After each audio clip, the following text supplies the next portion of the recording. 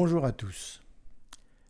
Quel plaisir de vous retrouver aujourd'hui, tout en gardant en tête que ce type de rencontre virtuelle nous indique que cette crise n'est pas encore derrière nous. Cette semaine, je réfléchissais sur les phobies et les peurs. Vous savez, le plus souvent, les phobies sont associées à des éléments non dangereux, mais pas toujours. Mais souvent, en tout cas. Peur des hauteurs, peur des araignées, peur de la nuit, peur de la foule, peur des grands requins blancs. Ça, c'est moi. Alors, phobie ou peur, en fait, je n'ai pas encore rencontré de grands requins blancs sur le boulevard du Fort Saint-Louis à Boucherville. Mais en général, on peut surmonter ces phobies par une thérapie appropriée. Depuis 4 longs mois, nous sommes confrontés à un danger réel, et pas seulement local, mais planétaire. Certains réagissent par la négation ou l'insouciance, ce qui n'enlève rien à la réalité de la menace. D'autres réagissent autrement. La peur est légitime quand elle est associée à des éléments menaçants et dangereux pour notre sécurité, voire notre vie. En ce sens, la peur nous protège et la sagesse nous invite à en tenir compte. L'absence de peur et surmonter sa peur ne veut pas dire une absence de sagesse et de prudence. Ça ne veut pas dire non plus de l'arrogance. Aujourd'hui comme hier, nous sommes comme dans un temps suspendu. Pourrons-nous cesser de nous soucier d'un virus qui a et qui peut encore terroriser et paralyser le monde entier? Devrons-nous vivre sans cesse dans la crainte d'une deuxième vague? Nous n'en savons rien, mais nous ne devons pas capituler. Et comme le dit le gars dans l'annonce à la télé, ça fait 850 fois que je me lave les mains, mais s'il faut le faire 8000 fois, je le ferai 8000 fois pour vaincre ce virus. Quelles que soient les conditions dans lesquelles nous l'avons vécu, ce confinement nous fait éprouver un certain degré de stress, d'angoisse et de souffrance psychique. Et il nous a fallu d'abord réagir au changement d'espace et de temps que cette pandémie a provoqué en rendant les gestes les plus anodins dangereux. Il nous a fallu de nouvelles façons pour ne pas couper le fil de nos relations humaines, ne pas renoncer à faire communauté, ne pas céder à la fatigue intense que suscite toute adaptation brutale et durable. Pour plusieurs, un des éléments du confinement aurait été de gérer une perte, de faire un deuil auquel nous nous étions pas préparés. Ce peut être aussi une perte de travail, d'emploi, mais aussi une perte d'une personne qui nous est chère. Perte que nous n'avons pas pu, en fait, assumer pleinement, selon les codes sociaux, normalement admis et souhaitables. Rarement l'humanité moderne n'a été aussi sollicitée dans sa capacité de regarder la mort en face.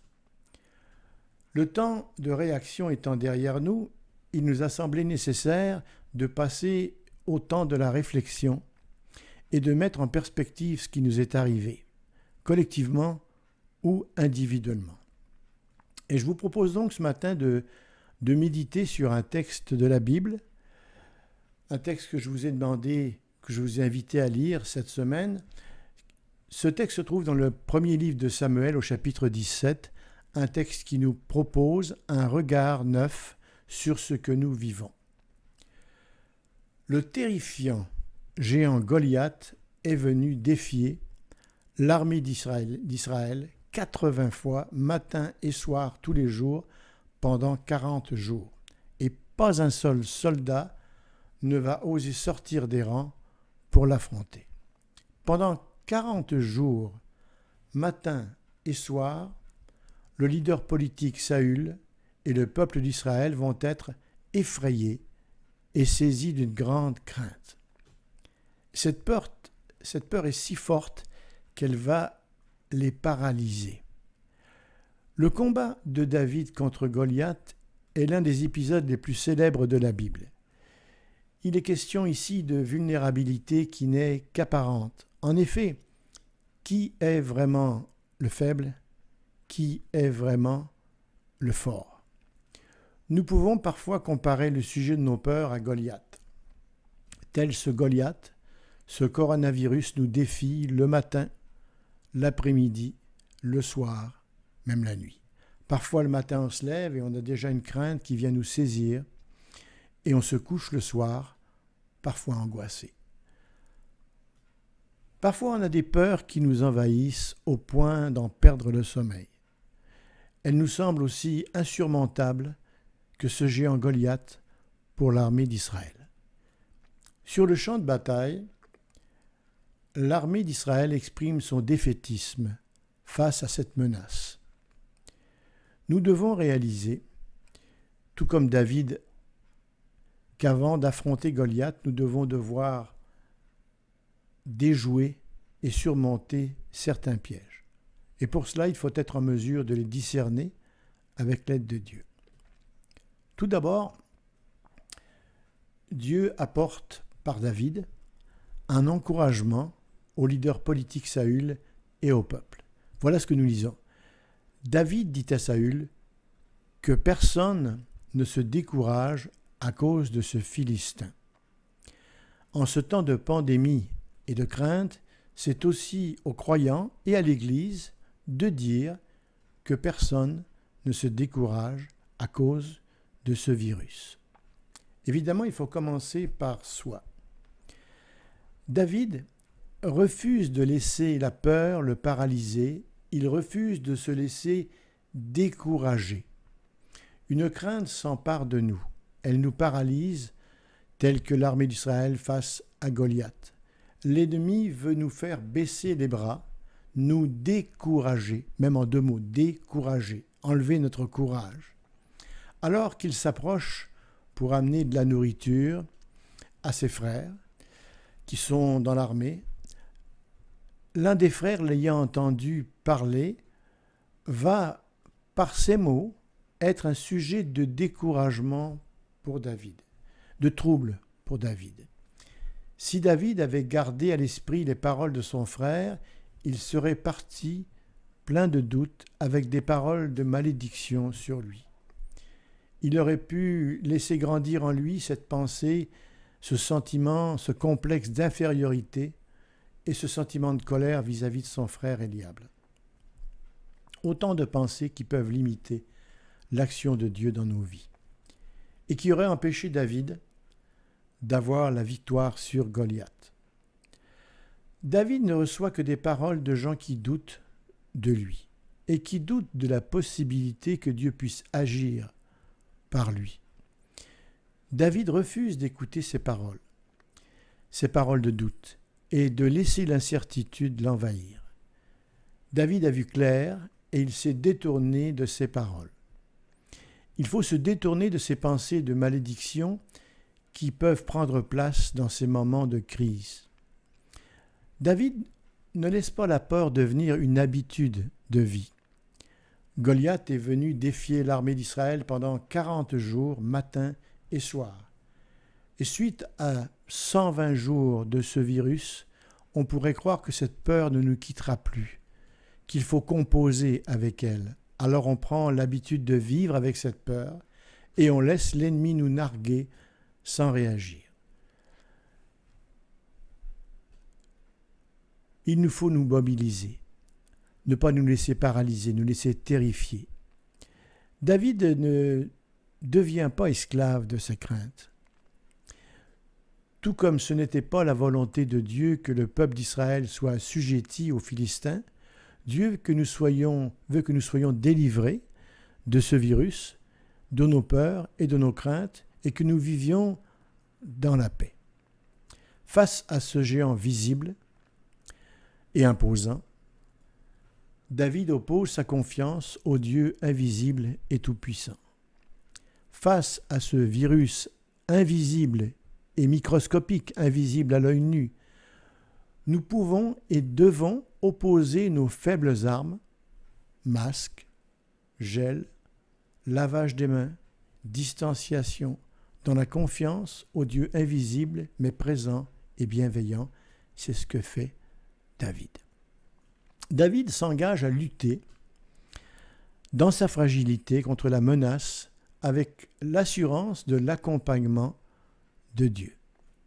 Nous lisons, David dit aux Philistins, « Tu marches contre moi avec l'épée, la lance, le javelot, et moi je marche contre toi au nom de l'Éternel, le Maître de l'univers, au nom du Dieu de l'armée d'Israël que tu as insulté. » Pourtant la menace se fait de plus en plus proche de David. Il nous est dit, le Philistin s'approcha peu à peu de David.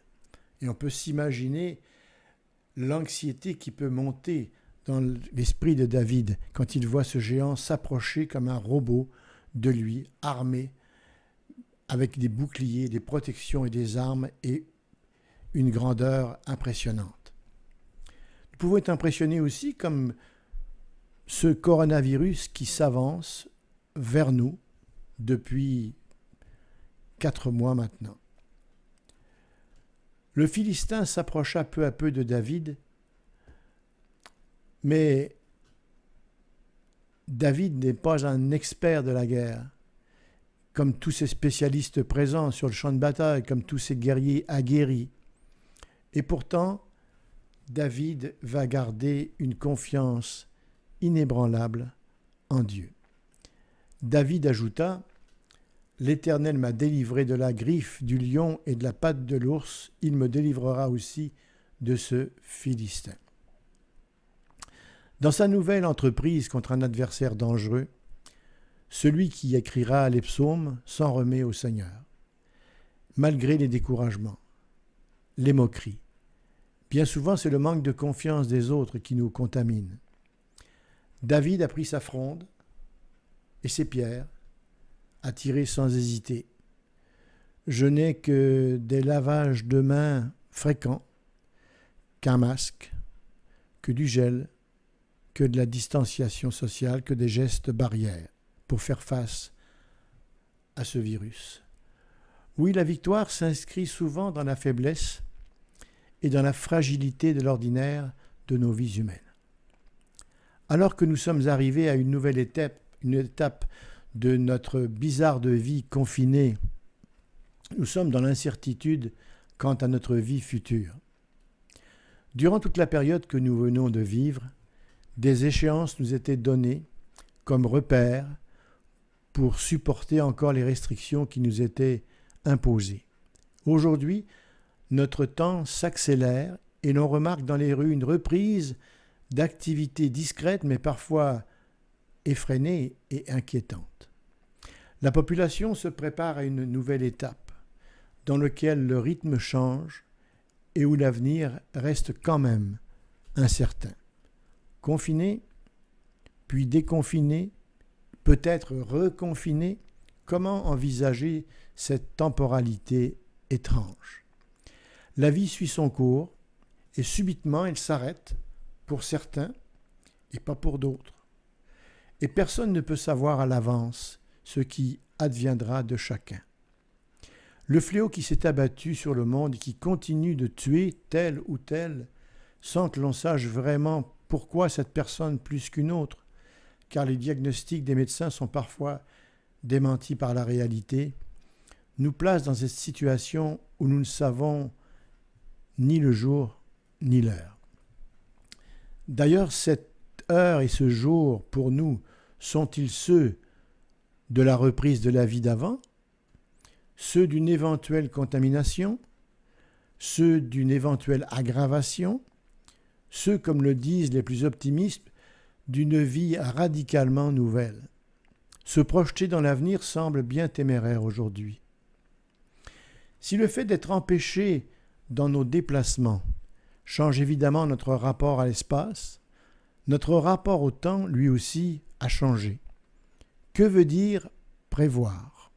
Quand les nouvelles règles de vie sont édictées toutes les semaines et changent au gré de l'évolution d'une pandémie contre laquelle on n'a pas encore trouvé de remède certain, sauf les gestes barrières.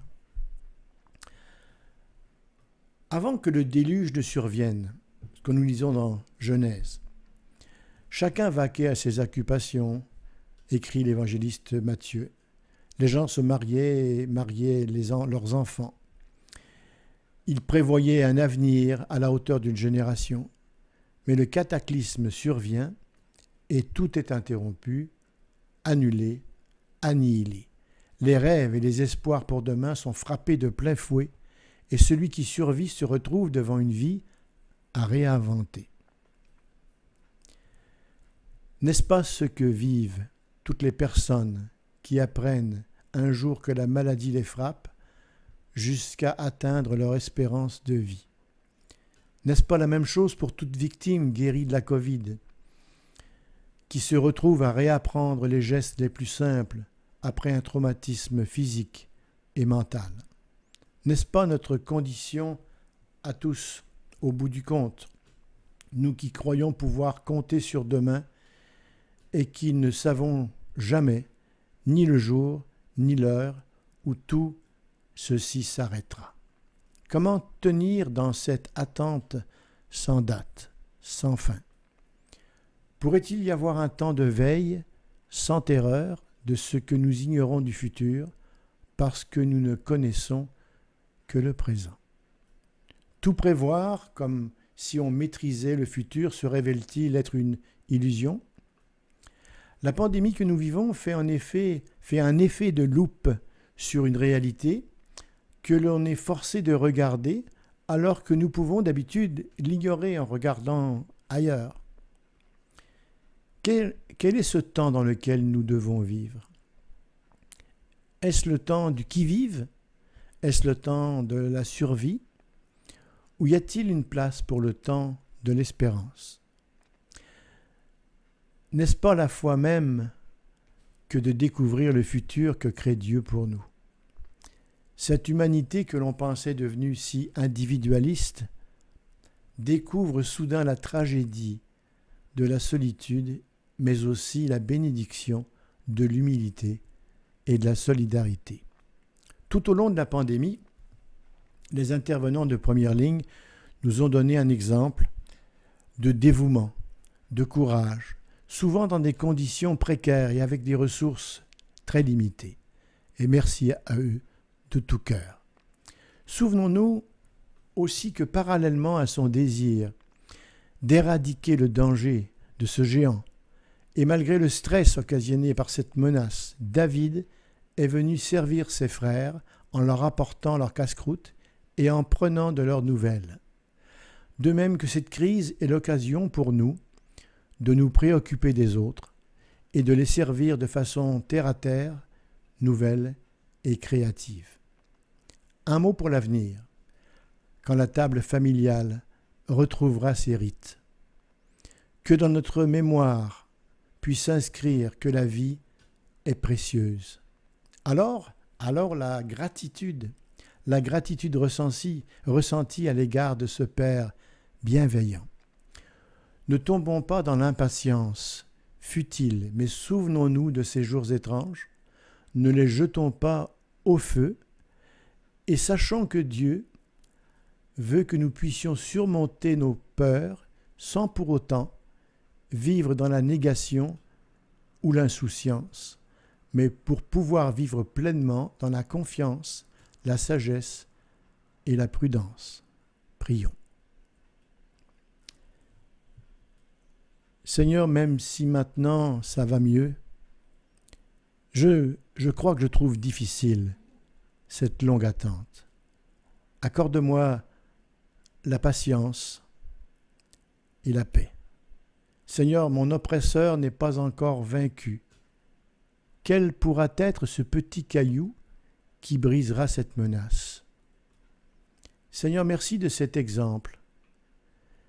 David qui m'invite à la confiance en toi et à lutter avec les moyens apparemment modestes dont je dispose. Merci pour ce texte et cette prise de conscience. Seigneur, comme David, après la victoire sur Goliath, je veux considérer l'avenir en te disant, comme ce psaume le rappelle, « Dès le matin, fais-moi entendre ta bonté, car je me confie en toi. Fais-moi connaître le chemin où je dois marcher, car je me tourne vers toi. Amen. Et moi, je vous dis à très bientôt. Prenez soin de vous et des autres. Au revoir.